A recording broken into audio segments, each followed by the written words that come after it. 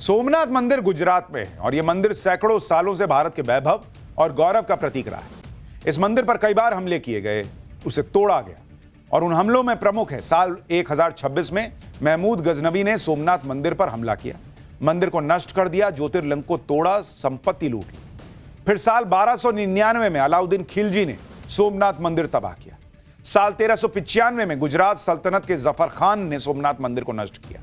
साल 1451 में गुजरात के सुल्तान महमूद बेगड़ा ने मंदिर को तोड़ दिया। साल 1655 में औरंगजेब ने सोमनाथ मंदिर तोड़ने का आदेश दिया। कुल मिलाकर 17 बार विदेशी आक्रांताओं ने सोमनाथ के मंदिर पर हमला किया। सोमनाथ मंदिर पर जो सबसे भयंकर हमला हुआ था वो महमूद गजनवी ने किया था, जिसे महमूद गजनी भी कहते हैं। महमूद गजनी ने पूरी प्लानिंग के साथ सोमनाथ मंदिर पर हमला किया। मंदिर के हिंदू रक्षकों को मार डाला गया। मिन्नत और गुजारिश करने के बाद भी सोमनाथ के शिवलिंग को खंडित कर दिया गया। मंदिर से करीब 6 टन सोना लूट के ले गया और उसके बाद मंदिर को आग लगा दी। ऐसे आक्रांता गजनी के बारे में जवाहरलाल नेहरू ने अपनी किताब डिस्कवरी ऑफ इंडिया में क्या लिखा है आपको बताता हूं। यानी जिस महमूद गजनी ने भारत के मंदिरों को लूटा, नष्ट किया, वो जवाहरलाल नेहरू के लिए कला प्रेमी था।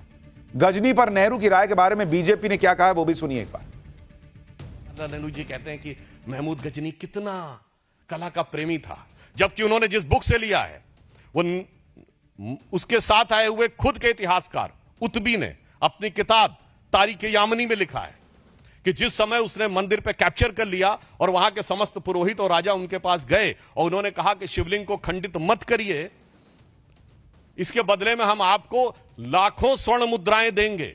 तो ये खुद महमूद गजनी के साथ आए हुए इतिहासकार, जिससे ये प्रेरणा ले रहे हैं नेहरू जी और उनके बाद उनके गोत्र के समस्त इतिहासकार, वो क्या लिखता है, कहता महमूद ने मना कर दिया।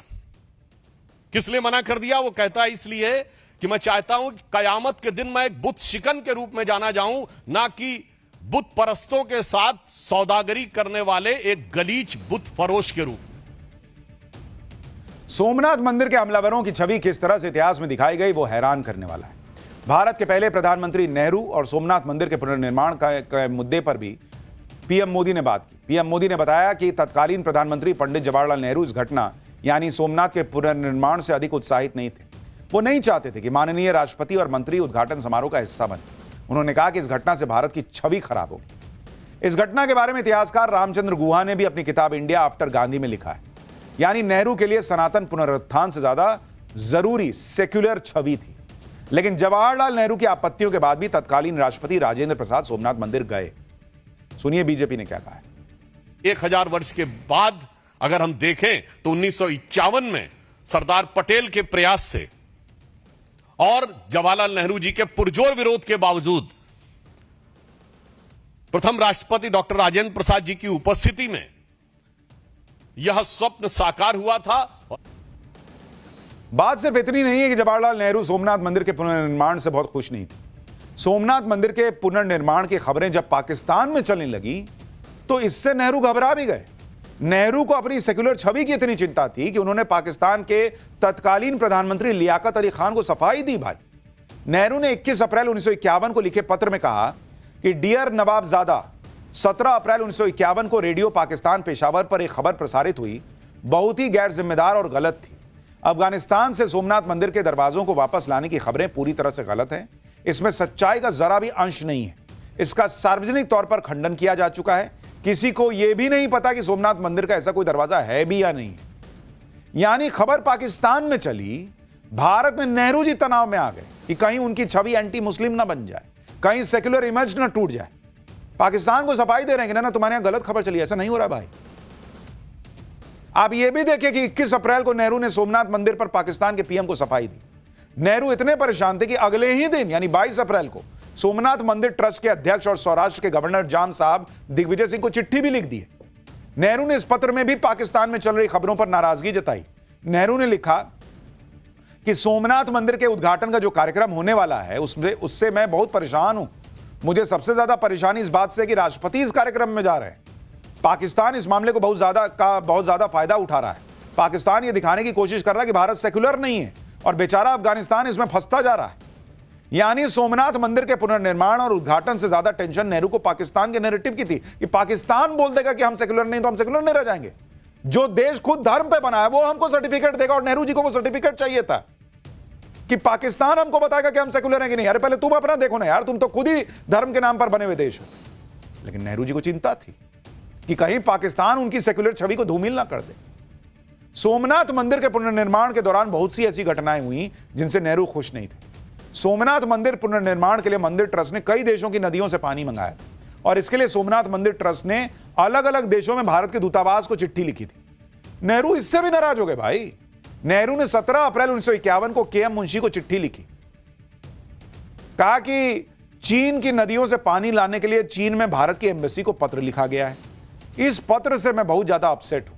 अगर कोई व्यक्तिगत तौर पर यह पत्र लिखता तो कोई बात नहीं थी, लेकिन विदेश की नदियों से पानी मंगाने का पत्र सरकार से जुड़े व्यक्ति ने लिखा है, और इस पत्र में राष्ट्रपति का भी नाम है।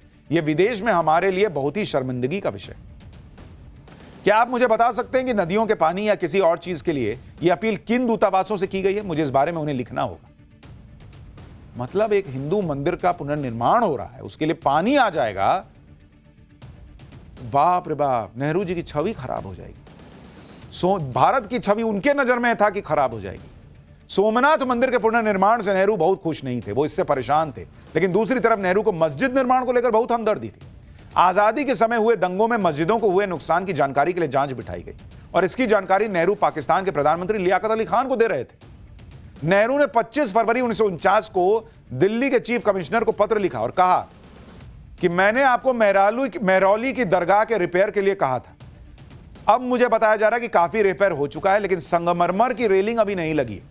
नेहरू ने आगे लिखा कि यह जगह हमारी नीति का विज्ञापन है, इसलिए इन्हें खराब हालत में नहीं छोड़ सकते। जितनी जल्दी मरम्मत हो सके उतना बेहतर है। मस्जिद बनवा दो, दरगाह बनवा दो, तब दिक्कत नहीं है। मंदिर का पुनरुत्थान हो रहा है, बाप रे बाप, सेक्युलर छवि तबाह हो जाएगी। ये कौन सा सेक्युलरिज्म है बॉस? बनवाइए ना, उसको भी बनवाइए, इसको भी बनने दीजिए। आप जानकर हैरान रह जाएंगे कि आजादी के बाद हुए दंगों में मस्जिदों को हुए नुकसान की जानकारी भी नेहरू पाकिस्तान को देते थे।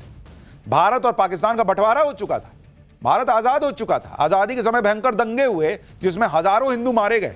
पाकिस्तान में रह गए हिंदुओं का बुरा हाल था, और ऐसे समय में नेहरू पाकिस्तान के प्रधानमंत्री को पत्र लिखकर क्या कहते हैं, आप सुनेंगे तो हैरान रह जाएंगे। 20 जून 1948 को नेहरू ने लियाकत अली खान को चिट्ठी लिखी और कहा कि डियर नवाबजादा, मस्जिदों को नुकसान दंगों के कारण हुआ था। अलवर शहर के बाहर मस्जिदों को कोई नुकसान नहीं हुआ है, और करीब 500 मस्जिदें पूरी तरह से सही सलामत हैं। जो नुकसान हुआ है उसकी जांच के आदेश दे दिए गए। पाकिस्तान आपको बता रहा था कि वहां कितना मंदिर तोड़ दिए हैं, वहां हिंदुओं को कैसे काट रहे हैं, क्या कर रहे हैं। यहां से जा रहा है रिपोर्ट। सोमनाथ मंदिर के जुड़े ये सारे फैक्ट्स बहुत से लोगों को नहीं पता होंगे। जब पीएम मोदी सोमनाथ मंदिर पर बात करते हैं, उसे सनातन गौरव और भारत की आत्मा से जोड़ते हैं, तो कांग्रेस उसे धर्म के नशे से जोड़ दी थी। और ये कौन सा हिसाब चल रहा था, सुनिए कांग्रेस क्या कह रही है। लोगों को अनपढ़ रहना चाहिए, लोगों के पास काम नहीं रहना चाहिए, लोगों के पास पैसा नहीं होना चाहिए, लोगों का समृद्धि नहीं चाहिए। सिर्फ धर्म का नशा दो और देश चलाओ, वही कर रहे हैं। मंदिर बना देना इनके लिए धर्म का नशा है, मंदिर की बात कर देना धर्म का नशा है, मंदिर चले जाना धर्म का नशा है। बाकी धर्म के साथ कुछ कीजिए, वो सेक्युलरिज्म है। यही सेक्युलरिज्म की परिभाषा मोदी ने तोड़ दी है।